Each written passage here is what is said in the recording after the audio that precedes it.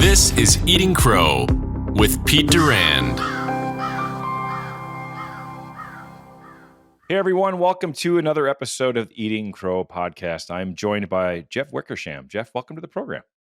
Pete, thanks for having me. You might think, folks, if you're watching this on YouTube, that I just asked Jeff to be in the show because we look a lot alike. Sorry, that was the worst thing anybody said to you in a while, Jeff. I apologize. No. We go to the same barber. I've been following Jeff's content for a while. I find it to be thought-provoking. And for me, as a fitness guy, there's a physical aspect to what Jeff's doing as part of his leadership for not only his family, his boys, but others that I really align with. So we talked a couple weeks ago, set this up, learned a little more about Jeff and his mission and his journey. So we're going to jump into some of that right now. So Jeff, give us a little quick 2-minute intro, who you are, where you're from, and I'll navigate the rest from there. Yeah, absolutely. I'm first and foremost dad, 2 sons. Jackson's 15, Carter's 13, been married for 17 plus years, live outside of Philadelphia, Pennsylvania. And my North Star, my mission now is to guide, lead, impact 1 million dads, elevate 2+ million kids by January 1st, 2053. So that's where I'm dedicating my next 30 years of my life. I feel like we do that, we can make a dent in the universe, impact the world. And I feel like the family structure has constantly been eroded, right? Mm-hmm. The waves are just eroding the family structure. And we need that back to get some stability, get some foundation. And how do we do it? We do it as the dads, as the tip of the spears for our family. Said, I just wish you had bigger goals. A 30-year vision, let alone at our age, let alone those goals. It's fantastic. And if you do that, if you hit that goal, you'll change the world. I know. Isn't that, you just gave me goosebumps. Isn't that incredible? It'll change the world for sure. And by the way, I don't know when people are going to listen to this or watch this, but the Eagles took a tough one last night to the Niners. Niners are real. Yeah, the Niners and then the Cowboys. Last night was the Cowboys, actually. Oh, sorry, it was the Cowboys last night. Yeah. It's been back-to-back. Yeah, it was last. Yes. Sorry about that. Yeah. And I did not expect the Cowboys to come out like they did last night. And no, it was a little bit disappointing. It's been coming for the Eagles. They've been playing with fire, being behind. But yes, as a Philly 4-for-4 guy, it was a challenging night. Let's put it that way. I'm a big Jalen Hurts fan. I like what he stands for physically, mentally, emotionally, and spiritually. I think he's a good dude. So I'm rooting for him. Jeff, before you jumped into this mission, you were a business guy, right? Doing business things.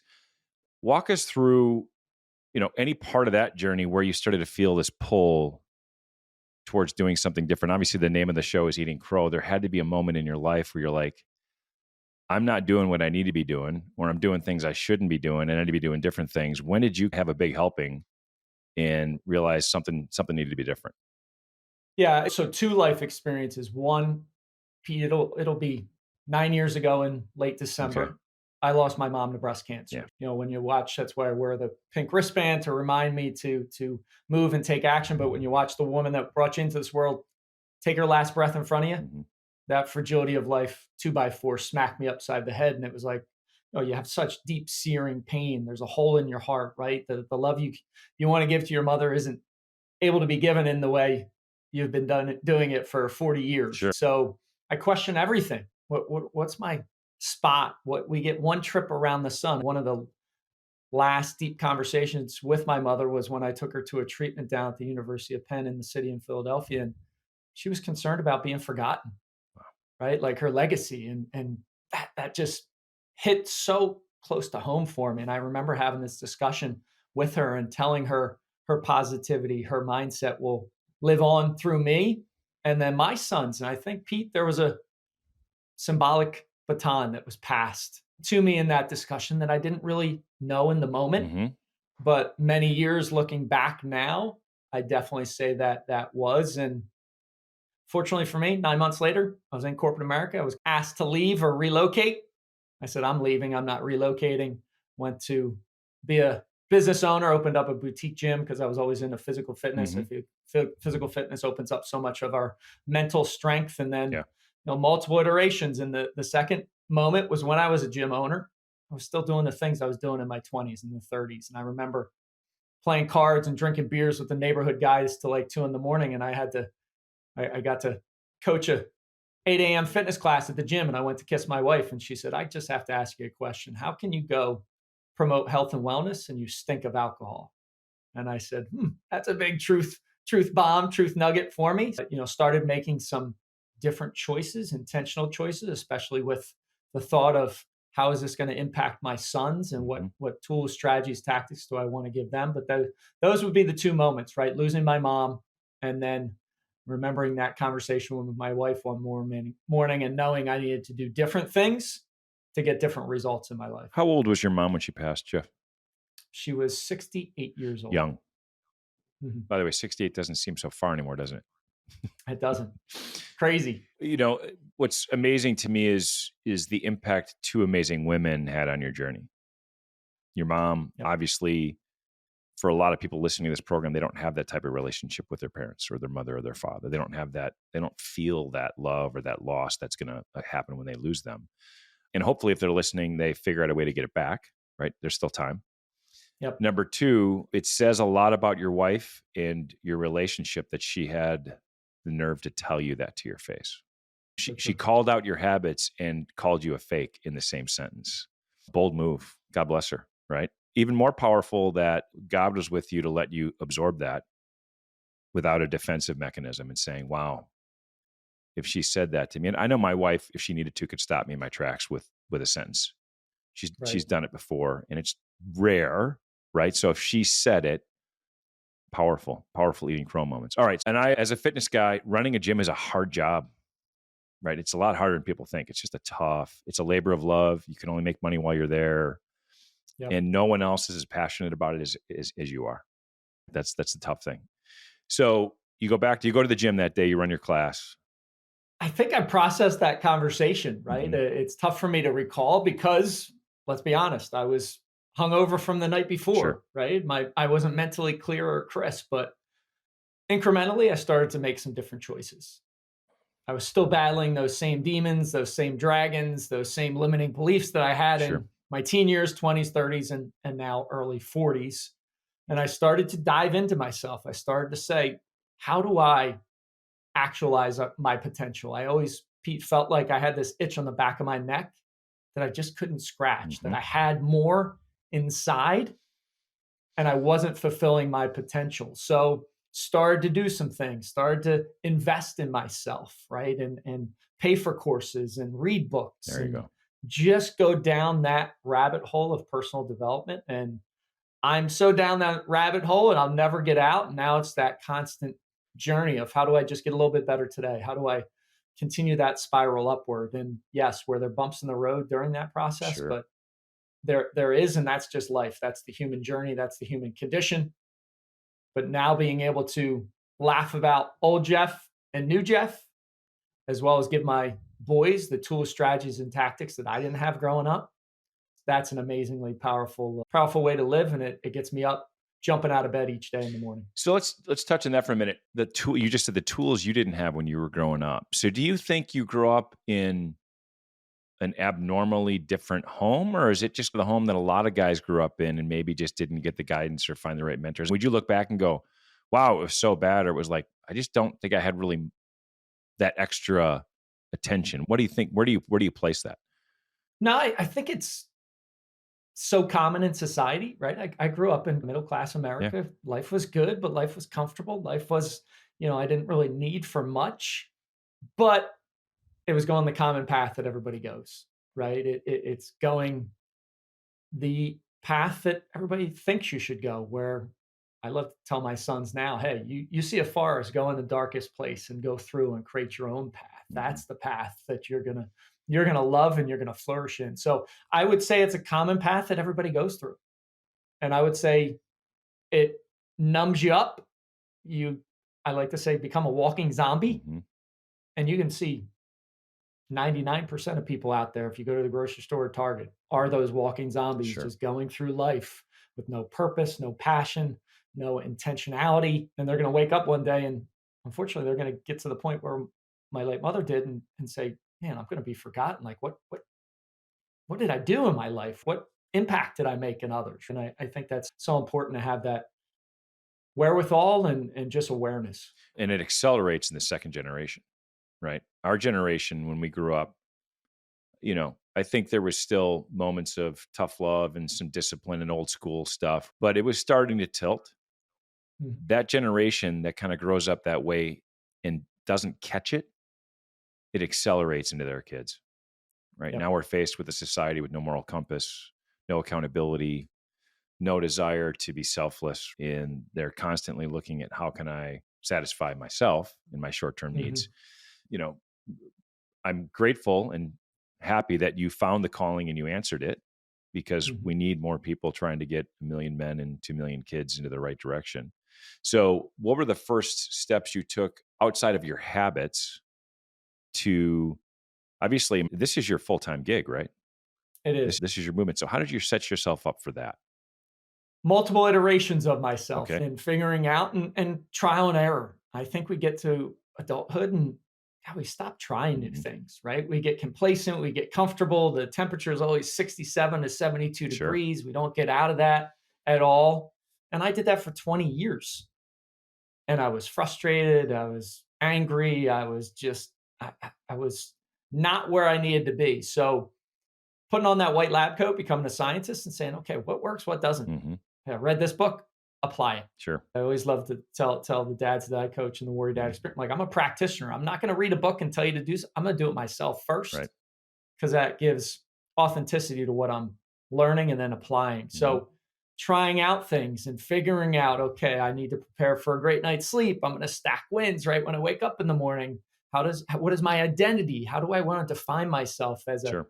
a dad, as a husband, as a business leader, as in an energetic fashion, right? Those types of things. I started learning them and applying them, and it gave me the ability to be consistent. Okay. And I feel like consistency is that ultimate force multiplier. Sure. I'm 15 days away from 6 straight years of meditating at least 10 minutes a day. Nice. I have non-negotiables in my life, but that consistency, all of a sudden you start to continue to spiral up. Yep. You have a base, you have a foundation to jump off of, versus how so many people operate. They're in quicksand all day. They have no foundation. Zero. And they're just trying to keep their head above the quicksand, Mm-hmm. versus having a foundation. Hey, these are non-negotiables. These are things that light me up physically and mentally. Then you can attack life and you can start throwing punches, versus, being on the defensive end and being in the corner and your arms are up and you're just taking haymakers from life. Sure. Yeah. I'm sad for people that don't start their day that way. And I've had the conversation. I've been doing the same thing for almost 20 years. Yep. And on the days where my schedule starts crazy, I readjust something to get it in. You just have to. How much of your platform, when someone joins your program project, give us a lowdown of what's the balance of things you're having them focus on, and where's the first place they start? Yeah, first place they start is the bookends, PM and AM. Okay. What do you do at the end? What do you do in the morning? You Good. can control that. You can't control much of anything else during your day. So how do you prepare for a great night's sleep? Because so many people are sleep deprived and they don't even know it.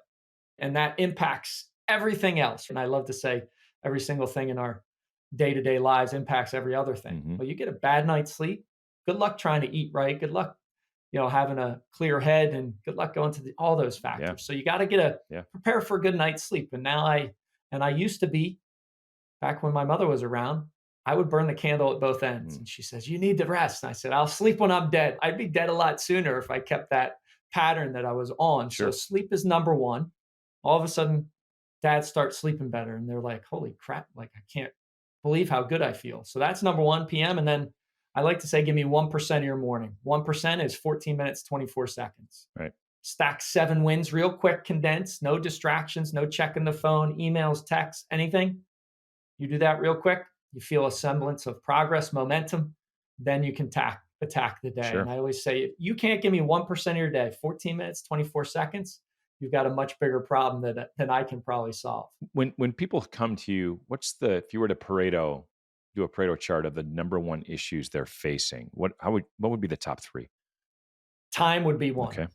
You hear I'm busy. Yep. And I feel like that's the worst 4-letter curse word in the language language, yep. Right? Where that just means you have no control over your schedule and you're adrift, right? No intentionality over their schedule. No, I love to say, hey, productive, right? Yeah. So that time would be number 1. Okay.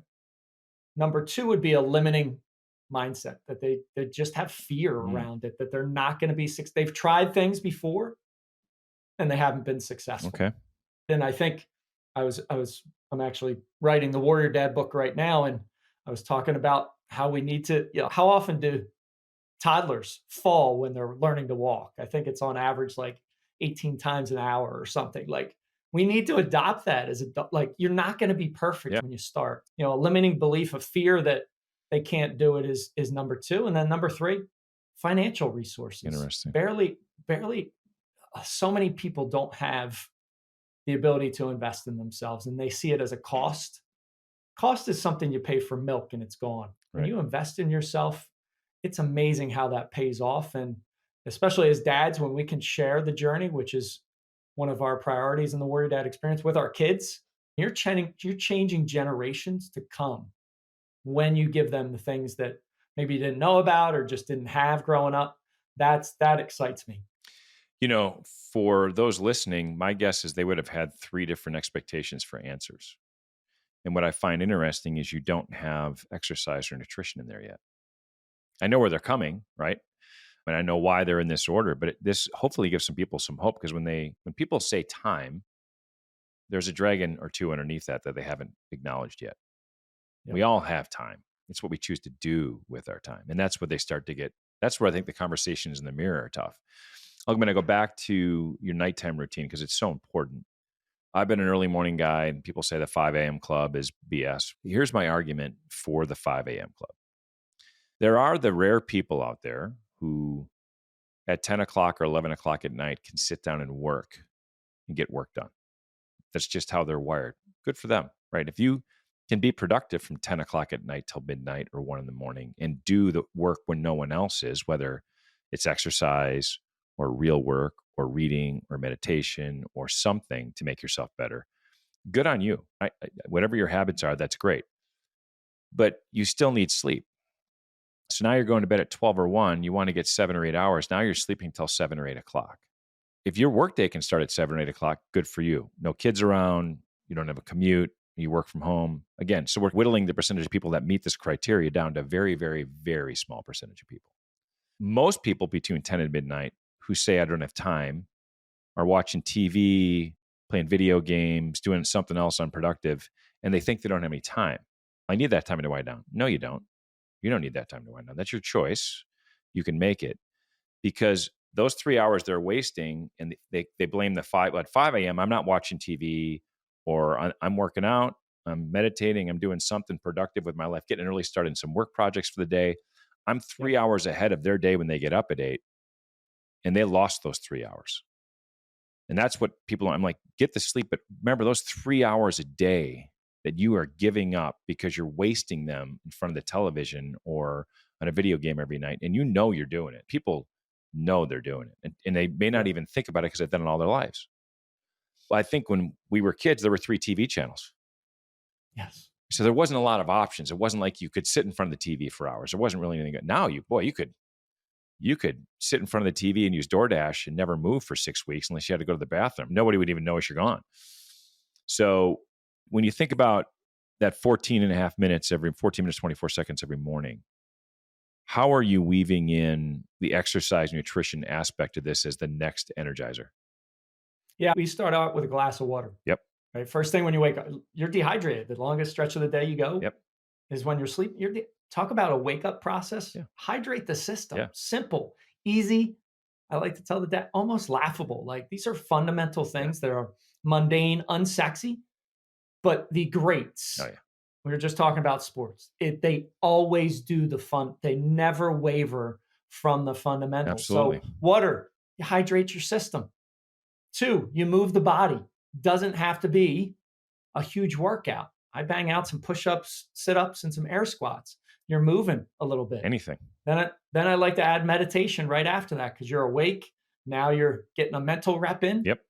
Those are my 3 non-negotiables that I do every single day. Okay. Whether I'm traveling or on vacation, I still get up and I stack those 3 wins every day because I want to keep that momentum moving. And you can do those anywhere. Absolutely. People forget that too. Natural body weight movements can happen anywhere, anytime.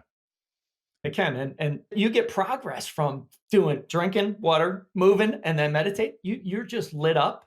You got 3 wins and I always love to use the frame, 99% of people aren't doing. They aren't. So you've got some exercise, you've got a glass of water, you're hydrated, you've done some movement, You've got some exercise. What's next?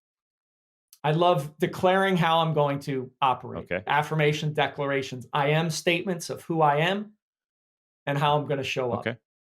And it's with energy, and it might feel a little wacky when you're doing it, but it lights you up. Like I'm a beast. I'm saying these things as I walk from meditating back to my office. Sure. And I feel this jolt of energy. Okay. And so many times we're beating ourselves up for what we aren't or what we didn't do.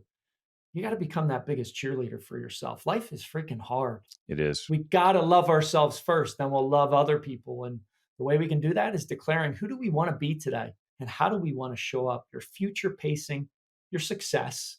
So love doing that as I come into my office. And then I've got everything already prepared because I prepare in the PM. Mm-hmm. So I don't need to think about things in the morning. Then I write, it's my love portion of the stacks in the morning. I write notes to my wife and my boys. Okay.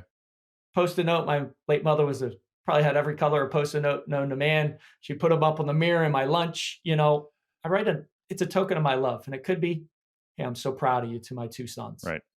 Imagine waking up every day and having your dad intentionally put a note in front of your door. He's gotten up before you and he's already thinking about you. Yeah. Same thing with my wife. My youngest son, Pete, has them all over his door. He's got hundreds of them. Didn't think my oldest and wife were keeping them. My wife's got them in her nightstand and my son has them in his shoebox. Sure. Talk about connecting at a deep level. Right. Simple, easy. So you stack that win. Love to practice gratitude, right? Gratitude.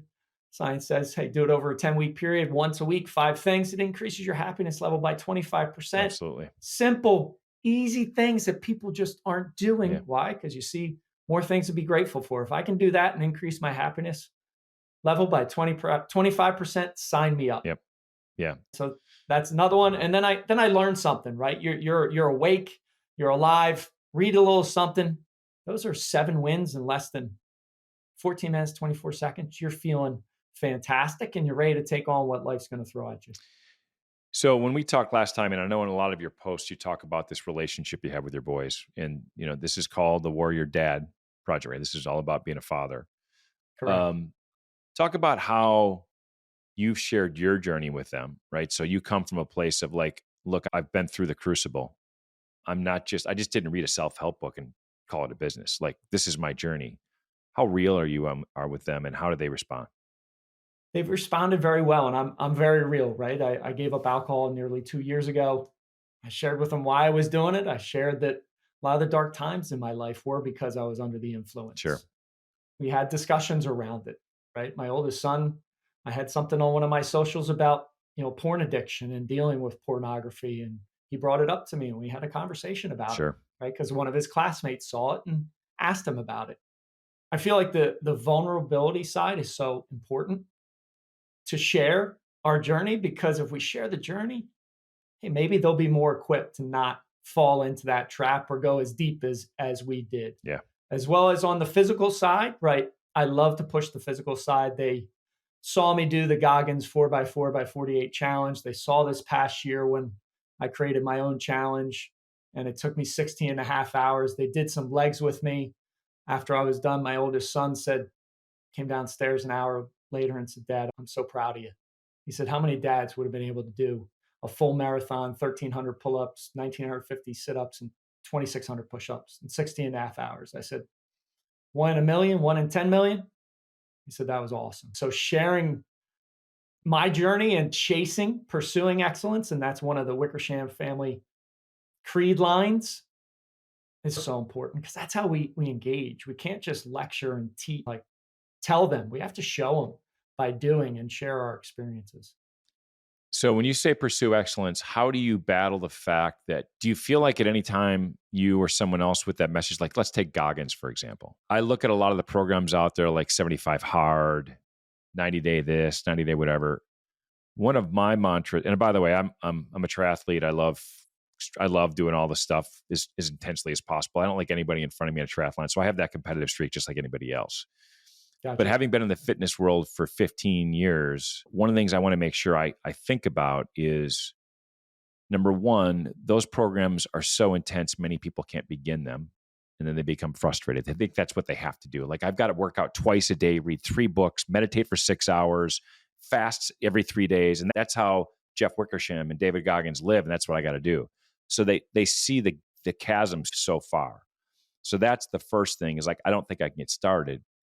And then on day 76 of a 75 hard, what do?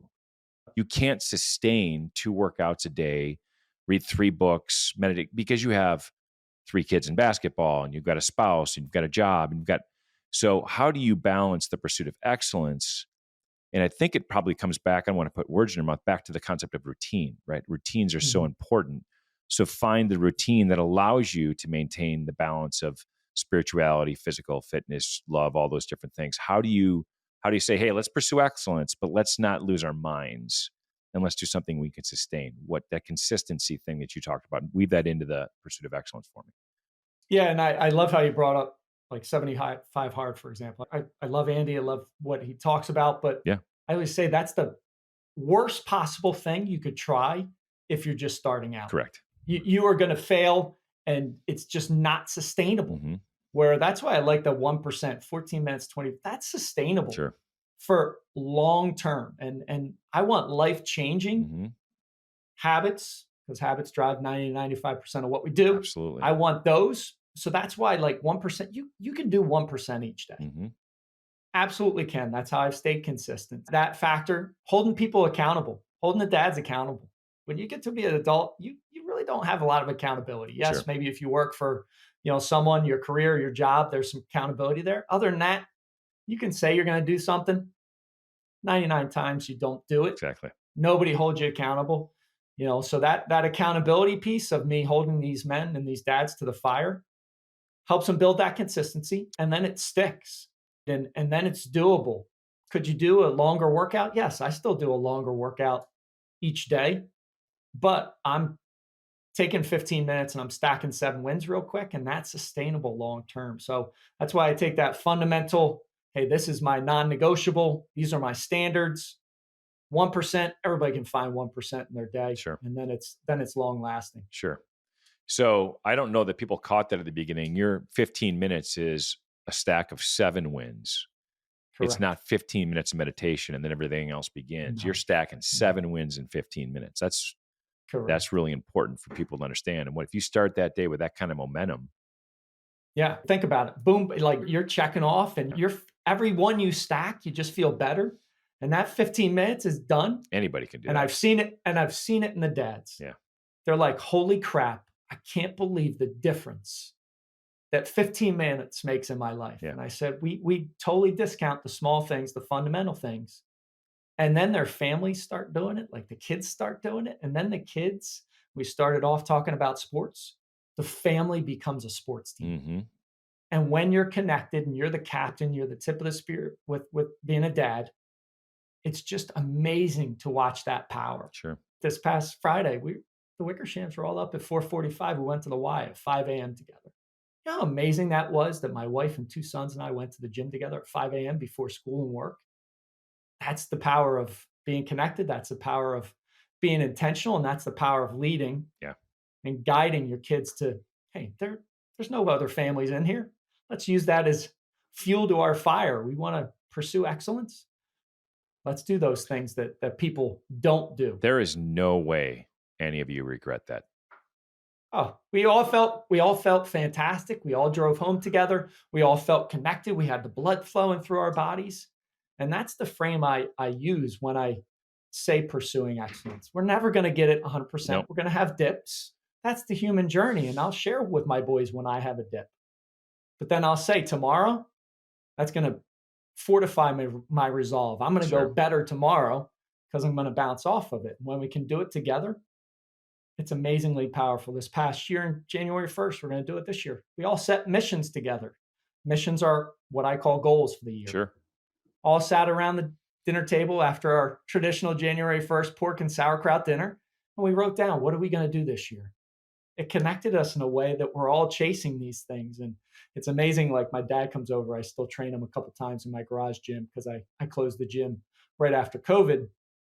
And he says, you guys were all up at 5 a.m. at the gym? I said, Dad, we're on our toes attacking life. Like, there's no other way I know that lights me up. Right. And the amazing thing, when you guide and lead them, then they are like, this is incredible. Like, I feel so good. So yeah, I could talk for a while about it for sure. I think there's some hidden gems that people don't realize about the power of an early morning workout, let alone the bonus points you get for doing it as a family. I Right. think working out with your spouse and your kids, we talked about it Memorial Day. My wife and my youngest son did a Murph together. Nice. Right. Neighborhoods like, these people are insane, but we're doing the Yeah. Murph together. But I've taught my kids and my boys in particular, I said, whether it's at school or it's your job, if you've stacked wins in the morning, whether it's meditation, exercise, the right way to start off eating for the day, and you had your day packed, like, one of my social media posts a while back was my gym and my gym bag and my clothes were always hanging by the door every day. My smoothie was in the fridge already. Yep. Got up and I had a routine, grabbed them all, worked. There was a gym at my office. All that stuff was done. I said, when you walk around the office or school and you're crushing that in the morning, you have a very different swagger than someone who's struggling. Like, you're ready to face challenges. You're ready to go to practice. You're ready to go into the classroom. You just know quietly and confidently that you have conquered way more than 99% of the people you're walking the halls with. And I, being in the talent business, I look for people that think that way. I'm looking for someone who wants that edge, is willing to do the work, do the stuff when no one's there, et cetera. And that's, again, there's not a lot of dads leading by example. And I think you have to lead by example. Had you not been doing it and you went to your kids and said, we're going to get up tomorrow morning at 4, they're going to go, you're nuts. But if they see you doing, like, yeah, he's been doing it, I want to be like my dad, so I should probably go. Yeah, so true. And I would say the confidence factor, it transcends to other days too. Oh, sure. I just recently went to Loyola Maryland University for leadership excellence with Army ROTC. Had a panel, 2-star admiral on the panel, my coach, Brian Johnson, peak performance coach that works with special operations operators. Pete, I walked into that room with confidence because I'm in tip-top shape. And those cadets, when I was wearing my T-shirt, they respected, they saw it 100%. They saw it and they said, hi, sir, good morning. I spoke to a couple other people. They can immediately see it. And here's the other factor, as well as the gym. My boys, like, we go to the gym the first time in the morning, and my wife, recently when she came for the first time, the lady at the front desk already had my youngest son's wristband ready. And she said, wow. I said, that's because they know we show up.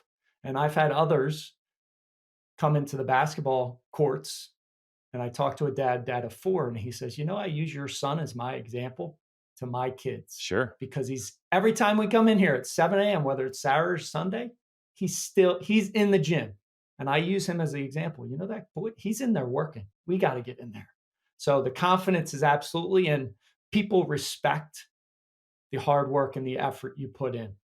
Yeah. When my youngest son, he got cut from the top soccer team. He's probably 10 years old. And the roster came out. His name wasn't on it. Looking on the internet, looked at me, he had a little tear in his eye. Yeah. And my wife's sitting there, and he really wanted to be in this team. And he said, I'm disappointed, Dad. I said, okay, what do you think you should do about it? He goes, I know what you're going to say. I said, hey, if you want to be in the top team, you've got to put in the effort. It's that simple. They didn't, at 10 years old, there's no popularity contest. They chose the 15 best kids they thought were good. Yep. And somebody outworked you. So I'm fine if you don't want to be on the top team and you do whatever you want to do. You don't have to do this for me. But be very clear, if you want to do this for you, then you have to make some sacrifices. You got to change what you're doing after school. I know you have other you just got to do some things other kids are doing to get there. And he said, you're right, Dad. And then, rest is history. He did his thing and played college soccer and all that stuff. But, I think I have one of my favorite stories is my wife, all my kids swam in the summer to stay in shape. She made sure they were at the pool at 8 a.m. She says, we're not sitting around. Our Durans are going to be at the pool all day swimming, Nice. Working out soccer. So she was there. And during a Tuesday night meet, our kids swam to stay in shape. And then the meets were fun. We had no concept that they were going to be, Michael Phelps. Yep. So one evening, she's the clerk of course. She said, I got to go to the bathroom. Can you take over till I get back? So I have a clipboard. Some dad walks up to me. and says, my son didn't get a ribbon. And I said, okay, what's your son's name? And his son's 12, standing next to his dad. Both clearly aren't knocking out a stack of 7 habits in the morning. It's pretty evident. And I said, what heat was your son? And he goes, I don't know. I said, well, your son was in the 8th heat. And I know he won his heat, but technically he took 64th place. So there's no ribbons for 64th place. He goes, I want my son to get a ribbon. I said, then tell your son to swim faster. I don't know. I didn't know what else to say, but if your son just has fun, great. Then I'm glad he's here, but that's not how this works. And he walked away and I'm thinking to myself, the kid's screwed. He's screwed. If his dad is already fighting his battles for him and not talking to him about effort and winning. And again, I don't care. If the kid would have been happy, don't tell him he deserves a ribbon. That's my point. Is like, right. That's just not how it works. Yeah. I recently had a 13-year-old travel basketball game, and the kid ran over and said, Dad, can you come down and tie my shoes a little bit tighter? And I was like, what the heck is that? Like, you can't tie your own shoes. You're 13 years old. Figure it out. Yeah. Like that. So we've got to show, guide, but then they got to be able to do it themselves. We got to push them off, and they've got to be able to, learn. And can we still be there to help support them? Absolutely. And love on them and encourage them, but give them the guidance that life isn't fair. It's not. Work harder. It's my oldest son just got cut from JV. He's a freshman. He wanted to make it. It was crushing. He's now angry. He's got a chip on his shoulder. And I said, crush freshman basketball. I guided him yesterday to send a coach, the head varsity coach, a note and say, what are the 3 skills I can do to develop? Yes, it didn't work out in the right way, but I'm dedicated to being a leader and being the best 9th grade basketball player. That's how we need to guide. It's so unusual for a young man to follow up, say, I understand the decision. What can I do? And now that coach is going to be thinking about that kid, especially if he comes back and does the work. By the way, that's the one that's in the gym at 7 a.m., right? That's one. Yeah, they're both there pretty early. Good for them. Yeah, it's great. Jeff, what's next for the Warrior Dad Project? What do you see? What are the tactical things you need to do to get to 1 million dads in 30 years? Yeah, it's just building the movement, right? Of more dads that have the courage to stand up and say, you know what? I don't have it all figured out. And that would probably be a fast follow. You said the 3 biggest things that are stopping dads from jumping in. Fast follow, probably 3B is ego. Yeah. They think they've got it figured out. I don't need a dad coach. Who do you think you are? I still am learning things. I don't have it all. I never will have it all figured out. As men, we got to put the ego to the side and say, hey, this guy might have some minor tweaks that add up to big results in the long run, right? Sure. So getting out to more dads, having more conversations, more dads jumping into the movement, and it just continues to build. And the dads that get in, sharing the journey and saying, hey, there is a different way to live. Yeah. You don't need to be sedated. You don't need to be neutered as a man. You can be the leader. You can be the alpha of your family. Your kids, your wife are waiting for you to lead. They are. And it's not that you don't have the ability. Maybe you just don't have the system. I give you the battle-tested system, right? And once you implement the system, all of a sudden the ability comes out and you're crushing things personally and professionally. That 15-minute morning stack routine that's key. You can see life-changing movement in the first week by doing that. And then that does spark other deeper work for sure. Yeah, it impacts everything else. When you get those, and that's what the dads say, like, I can't believe it's 3 days in and I already feel better. I'm carrying myself better. I'm mentally clearer. And then what ends up happening is they do more work throughout the day. Yeah. Maybe they don't grab that sugary snack or that soda for lunch, and maybe they go for a walk, and then they get their kids involved, and it just snowballs. It's the spiral up versus so many times we try and start and we don't do it, and then we spiral down and we slowly chip away at who we are as a dad, as a husband, as a man, and as a leader. What to help people understand before we wrap up, how's the program structured? Is it groups? Is it individuals? What's it look like? Yeah, so I have classes, so groups, and it's a 10-week immersive process where once a week we're jumping on a Zoom call, and I'm coaching on specific areas that help us close that gap between where we're at and our potential. Okay. And then we have daily accountability. So you're checking in a group that you got your work done, that you stack those 7 wins each day. And that accountability is so important. You see other dads, and we're all connected by that one heart and soul string that we're dads. And everybody's checking in. You feel that energy. You're connected to a unit and a group of men that are uncommon, that's incredibly powerful. Okay, beautiful. For anybody curious, we'll put some information in the show notes, how to reach Jeff in the program and how to become a warrior dad. Grateful for you to be on the program. And again, I said it earlier, I'm inspired by the fact that you heeded the calling. And let's do what we can to get 1 million dads into the program and help 2 million kids become great dads at some point as well. Absolutely. Love it. Thanks, Yeah, Pete. Jeff, appreciate having you on the show.